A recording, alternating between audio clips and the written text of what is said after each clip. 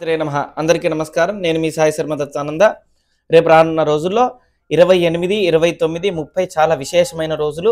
మార్గశిర మాసంలో చిట్ట చివరమైన రోజులు కాబట్టి మనకి ప్రత్యేకించి ఏం అంటే శాస్త్ర ప్రమాణంగా చూడాలి. అదేవిధంగా ఇప్పుడు జరుగుతున్న బట్టి కూడా మనం చూసుకొని చేసుకుంటే మంచి ఫలితం ఉంటుంది. అయితే మనకి 28వ తారీఖు చూసుకుంటే శనివారం అయిందనమాట.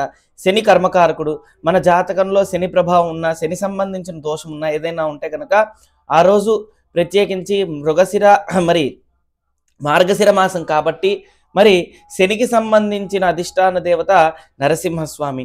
ఒక గురువు గారిని అడిగినప్పుడు ఆయన తెలియజేశారు ఏంటంటే, మరి మనకి జాతకంలో శని బాలేకపోతే ఏం చేస్తే మంచిది అంటే, శనికి సంబంధించి నరసింహస్వామి మూలమంత్ర జపం చేస్తే మంచి ఫలితం ఉంటుంది అన్నారు.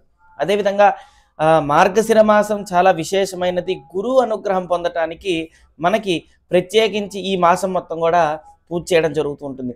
అయితే ఈ యొక్క శనివారం, అదేవిధంగా ఆదివారం, సోమవారం శనికి సంబంధించింది కర్మకారకుడు. మనకి రుణం, కర్మం రెండు ఉంటాయన్నమాట. దైవత రుణం, మనుష్య రుణం, పితృరుణం, మాతృరుణం, కర్మ రుణం, ఇలాంటివి చాలా రకాలు ఉంటాయి. కాబట్టి శనివారం రోజు ఎవరైనా సరే మొదలు పెట్టుకొని శని, ఆది, సోమవారం 3 రోజులు కూడా ప్రత్యేకించి సుబ్రహ్మణ్య అపరాధ క్షమాపణ స్తోత్రం చదువుకోండి. ఆ రోజు నుంచి మొదలు పెట్టుకొని 108 సార్లు ప్రతిరోజు కూడా 3 రోజులు ఖచ్చితంగా చదువుకోండి. మరి నెక్స్ట్ రోజు చూసుకుంటే మనకి ఆదివారం అయిందనమాట. రవి అంటే పితృదోషం, పితృశాపం, పితృ సంబంధించిన ప్రభావాలు పోవడానికి అదనమాట. మరి సోమవారం చూసుకుంటే మాతృదోషం, సోముడు అంటే చంద్రుడు కాబట్టి మాతృదోషం, మాతృశాపం ఇలాంటివన్నీ కూడా పోవడానికి మంచి అవకాశం ఉన్న రోజు అనమాట. కాబట్టి ఈ 3 రోజుల పాటు సుబ్రహ్మణ్య అపరాధ క్షమాపణ స్తోత్రం చదువుకోండి.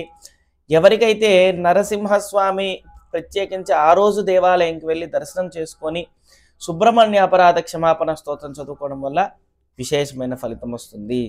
ఏంటంటే అనురాధ నక్షత్రంతో కూడిన ఈ యొక్క తిథి విశేషమైనది. మనకి త్రయోదశి చాలా విశేషం.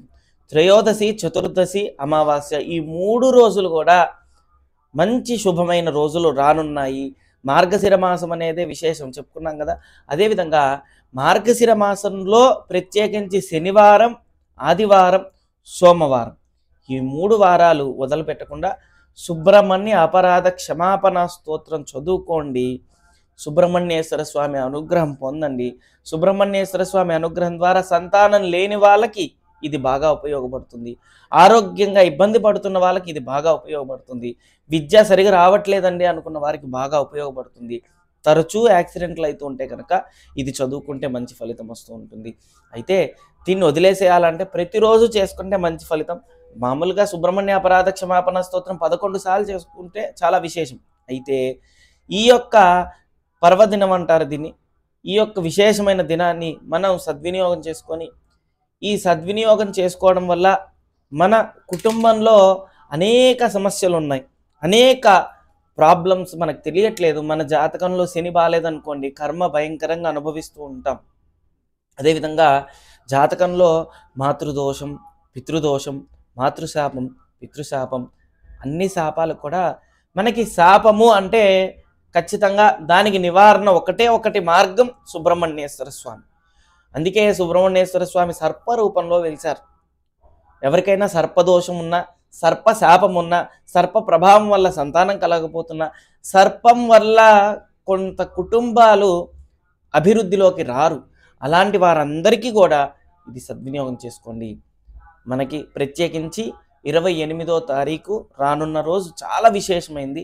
28, 29, 30 ఈ 3 రోజులు కూడా పొద్దున సాయంత్రం సుబ్రహ్మణ్య అపరాధ క్షమాపణ స్తోత్రం. అయితే దీని నియమం ఏంటిదంటే, గుడ్డు తినే అలవాటు ఉంటే తినకండి. అదేవిధంగా కొంతమంది ఉల్లిపాయ కూడా తినకూడదు అంటారు. ఎందుకంటే సుబ్రహ్మణ్య ఆరాధన చేయడం విశేషం కాబట్టి ఈ 3 రోజుల పట్టుకు చాలా విశేషంగా మరి ఆరాధన చేయండి. మీ దోషాలన్నీ తొలగిపోయి మరి రానున్న నూతన సంవత్సరం అందరికీ కూడా ఆంగ్ల సంవత్సరం అందరూ శుభవార్త విని, శుభవార్త చెప్పి సంతానపరంగా అందరికీ సంతానం కలగాలి, ఆరోగ్యంగా ఉండాలి. విద్య రాని వారికి విద్య రావాలి, ఆరోగ్యం రాని వాళ్ళకి ఆరోగ్యం సరిగా లేని వారికి ఆరోగ్యం బాగుండాలి, ఐశ్వర్యం లేని వాళ్ళకి ఐశ్వర్యం కలగాలి. మనం కోరుకుండేది ఒకటే సనాతన ధర్మంగా ఎవరికి ఏదైతే లేదో దాన్ని ఖచ్చితంగా వాళ్ళు తిరిగి తెచ్చుకోవాలి. ఆ భగవంతుడి యొక్క ఆరాధన చేయడం వల్ల ఖచ్చితంగా వస్తుంది. ఏదైతే మనకి బాగా అతిగా ఉంటుందో దానిలోనే సమస్య ఉంటుంది. అంటే చాలామందికి సంతానం కలగాలి, సంతానం కలగాలి అని అనుకుంటూ ఉంటారు. అది సంతానం వెనక్కెళ్ళిపోతూ ఉంటుంది. ఇల్లు కట్టుకోవాలి, ఇల్లు కట్టుకోవాలి, ఇల్లు కట్టుకోవాలి ఇలా వెళ్ళిపోతూ ఉంటుంది. అంటే మనకి ఏదైతే ఎక్కువగా ఉందో అది కర్మ మన దగ్గరికి రానివ్వదు. అలాంటి వారందరికీ ఖచ్చితంగా నన్ను నమ్మి ఆ యొక్క భగవంతుడిని సుబ్రహ్మణ్యేశ్వర స్వామిని ఆరాధించండి. మీకు ఖచ్చితంగా విజయం సాధిస్తారు. శ్రీ దత్తాయ నమః. ఓం శ్రీ దత్తాత్రేయాయ నమః. దయచేసి అందరూ కూడా లైక్ చేయండి, కామెంట్ చేయండి, సబ్స్క్రైబ్ చేసుకోండి. మీకు ఏదన్నా సమస్య ఉంటే గనక దానికి కామెంట్ రూపంలో చెప్పండి, నేను తెలియజేస్తాను. మీ సాయి శర్మ దత్తానంద్.